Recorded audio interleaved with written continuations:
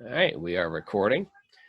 Welcome to Weather and Climate Chat. I am Monsoon Mike, and with me, Dr. Michael Davis and Quinn Flory from Sunbury. We're all recording from our home studios, as we have been through most of the past couple of months. And this might be the last Weather and Climate Chat that we do with Quinn Flory, unless she wants to continue coming back as guest in the future, which you're more than welcome to do, Quinn.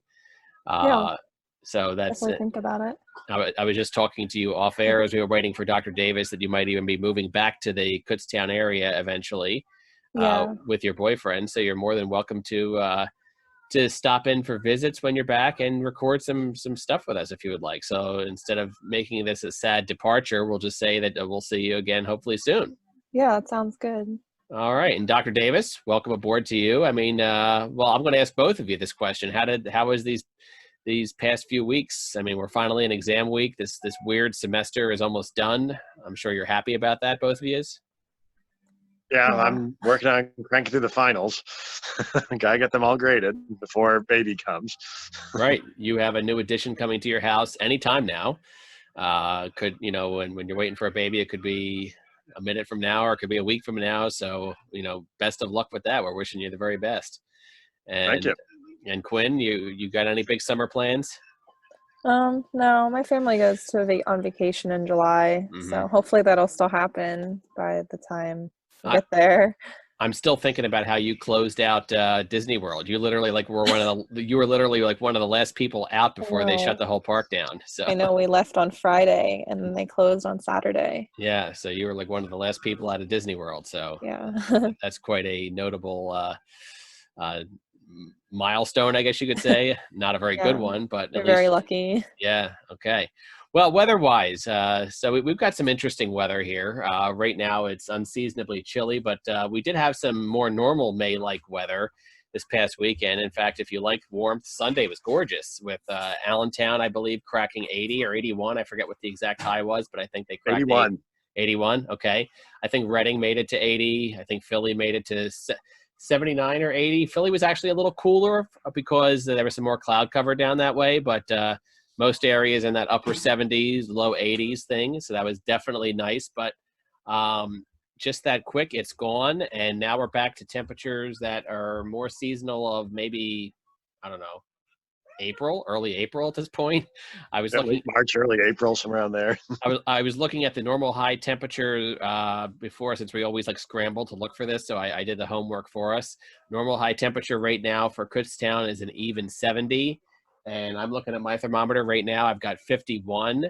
And I'm looking at National Weather Service forecasts for this weekend. Saturday high of, get this, in Kutztown, 48 degrees. So that'll be a good 22 degrees below normal for your Mother's Day Eve on Saturday. Dr. Davis, what's with this chilly air? I mean, imagine if we had this pattern 2 months ago, we would have actually had some decent snow. Yeah, this was a pattern much more reminiscent of something that you'd be getting in the wintertime. Right. Especially with colder air settling into the eastern United States. If we were going to have a fairly potent low pressure system come through, it would probably give us a good thumping of snow.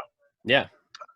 But we've generally been cooler for the whole month of April almost. And that then translated to May, which then has our cooler temperatures just almost 10, 15, 20 degrees below normal, as you were saying. Yeah. Alaska is supposed to be warmer than us this weekend due to that big trough of the jet stream.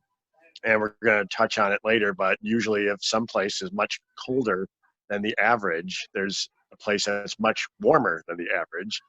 And that is over Europe and Asia right now. Right.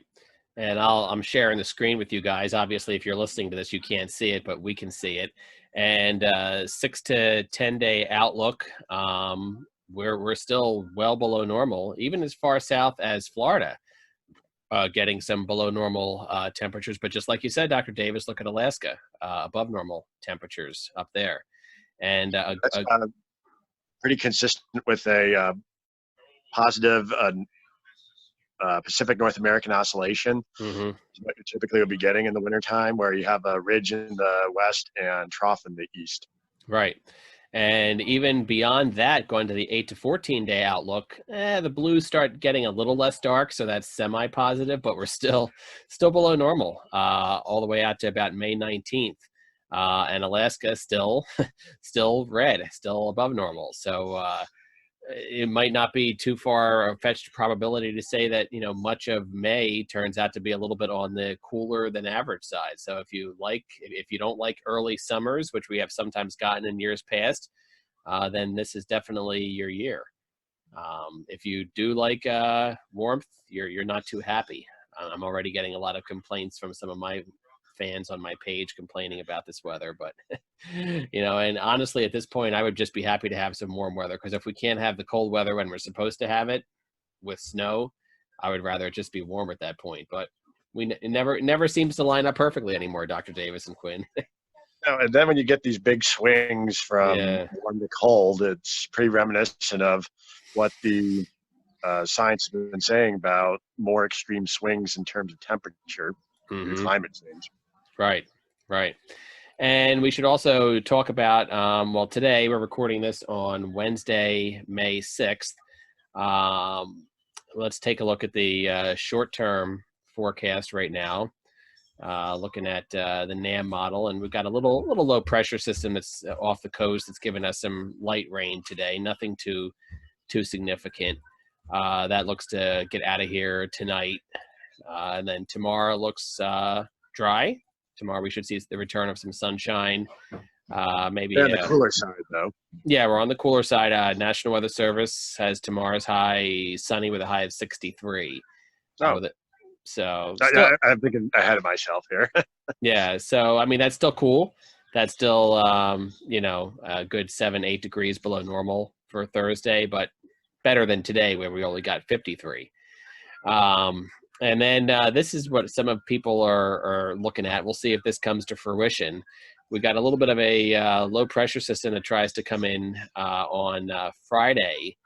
And if the NAM model was correct, and I know the GFS is even buying into this a little bit of wet snow would not be out of the realm of possibility Friday night into early Saturday, like around midnight, 11, somewhere around there. Now, keep in mind, folks, this is, you know, we're not bringing out the plows. We're not bringing out the salt trucks. We're not bringing out the shovels.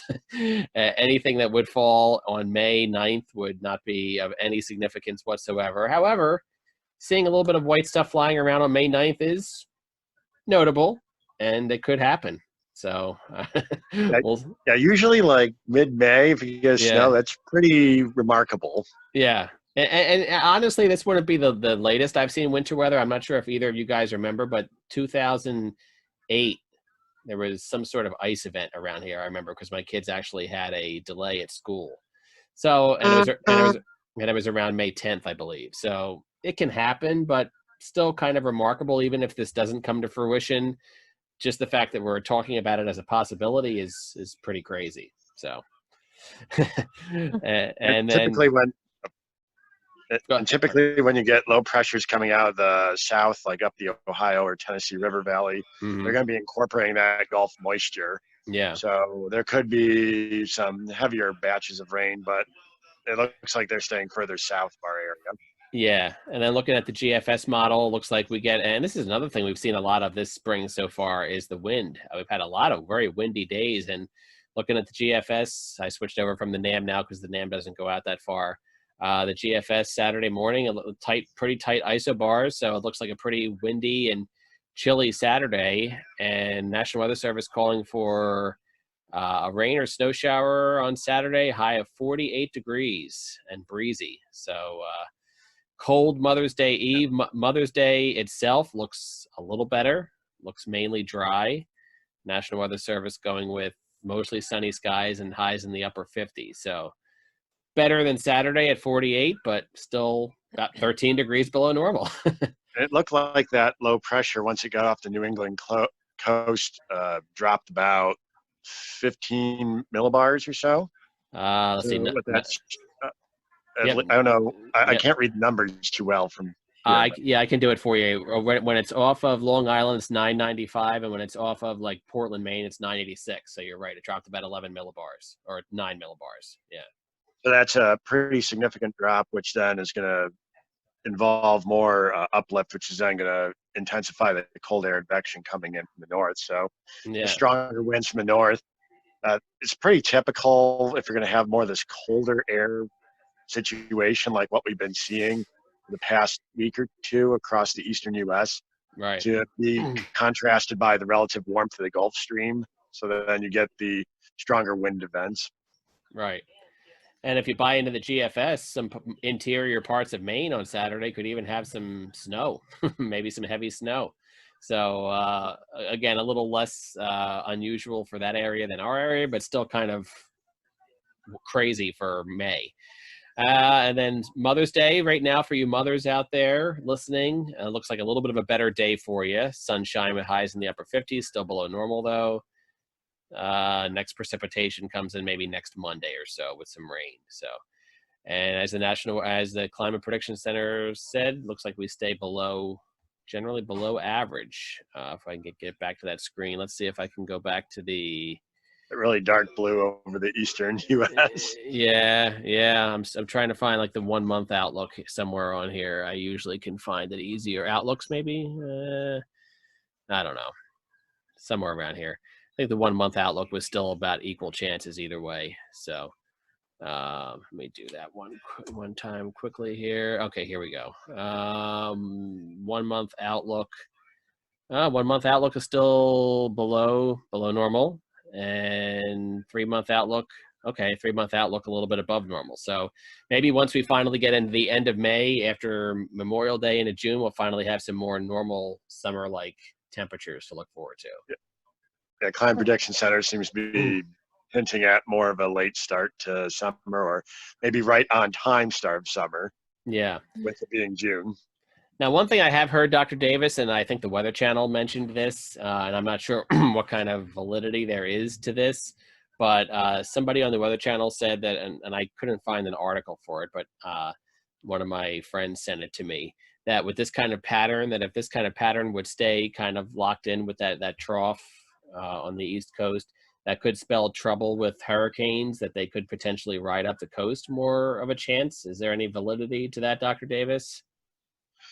I haven't seen any research or depiction of that, but typically if you do have a trough over the eastern U.S., that will result in more of a defensive wall against those types of storms. Mm-hmm. So they'll either get steered out to sea, or perhaps the other side that we don't want to hear about is it being pulled and going into the mid-Atlantic, like what happened with Sandy. Right. Because we had a pretty big trough over the east, like Great Lakes Northeast at that time, and the trough grabbed Sandy and pulled her into New Jersey and New York. Wow. Okay. So there might be some truth to what they said. Of course, I don't really like to put too much weight on what some of the channels, like the Weather Channels, say, because sometimes they hype things a little bit for ratings. But, you know. They are calling for above active hurricane season this year. Right. So, I mean, that potentially combined with this weird pattern that we have could spell some trouble. So let's hope that if that happens, that we are out of this pandemic by then, because we don't need two disasters happening at one time. The Atlantic hurricane season started at the beginning of the month. That's right. That's right. Yep. Okay. Now, climate-wise, Dr. Davis, you sent me an article or two. All right. Let me share the screen over here again. Unusual spring heat fanning dangerous wildfires in Siberia. Now, when you hear the term Siberia, you think of cold snow. You don't think of wildfires and unusual heat. Talk a little bit about this, Dr. Davis. So we've been noticing colder temperatures here in North America for the past couple weeks, and it's only in atmospheric fluids dynamics that you can think if one area is going to be colder than one normal, another area should be warmer than normal. And that's what we're seeing in places like Siberia, which is then having a more drier period, then resulting in wildfire risk being rather high. And these areas are starting to burn. And we've noticed a trend, I would say, in the past couple of years of wildfires breaking out in places north of the Arctic Circle. So this is not something almost new. It's something that's happened over the past several years. And you also have thawing of Arctic ice, for instance, and the permafrost, which is then leading to a large amount of methane going into the atmosphere. So you're putting a large amount of carbon from the burning and large amount of methane in the atmosphere, both very potent greenhouse gases, which are just contributing to climate change. Wow. So yeah, and the headline here is the wildfires are more than 3 times the size of Delaware. So that puts things into perspective. It's a spring in an era of rapid climate change. So that means Russia is being lit up by monster fires, says the article you sent me. So definitely our thoughts go out to those folks up in that area. That's some pretty scary stuff. And just recently, too, I posted an article depicting that the United States now, for the 40th straight day, has produced more electricity from renewables than from coal. That's wow. New record. That's good. That's actually some 3 days in a row of more electricity from renewables. That's some excellent news right there. So yeah, I'll counter that. Very good stuff. Another weather disaster going on in the world right now, and I'm not sure we can definitely link climate change to this one, but I do want to at least mention it because it is pretty catastrophic. Heavy rains in Kenya, Africa have caused floods and massive landslides, 194 dead, destroyed crops. Heavy flooding comes after a similarly deadly rainfall at the end of last year and brings with it a second wave of locusts, with massive swarms forming in Kenya. Now, they're also dealing with coronavirus just like we are, so flooding, locusts, massive swarms. I mean, so there's some pretty dire times in Africa, and our media tends to focus just on what's going on around here and also over in Europe, but we tend to forget some of these other areas like this, and that's some pretty serious stuff. And like you said off the air, Dr. Davis, I mean, that's not that totally unusual, because I think Kenya's rated a pretty they're pretty equatorial, so they're right around the equator. So you're going to be dealing with heavy rains from the tropical, intertropical convergence zone. Right. But, still some catastrophic stuff out that way, and we want to wish them our thoughts as well, and hopefully they can get through that. So two big weather-related stories around the world, the Kenya floods and the wildfires in Siberia. Quinn, you've been very quiet. Any comments you want to jump in on any of that? I mean, that was a really cool statistic Dr. Davis just shared about renewable, energy. What 40 days now? Yep. That's excellent. So any thoughts on that, Quinn? Yeah, I didn't know about that, but that's actually really interesting. It just shows that we are capable of doing that, and we are capable of using resources. And maybe it's because too we haven't been driving out as much, and we haven't been using a lot, and because it's getting warmer we aren't using heat as much. But that all could be other reasons too. But it's exciting to hear that.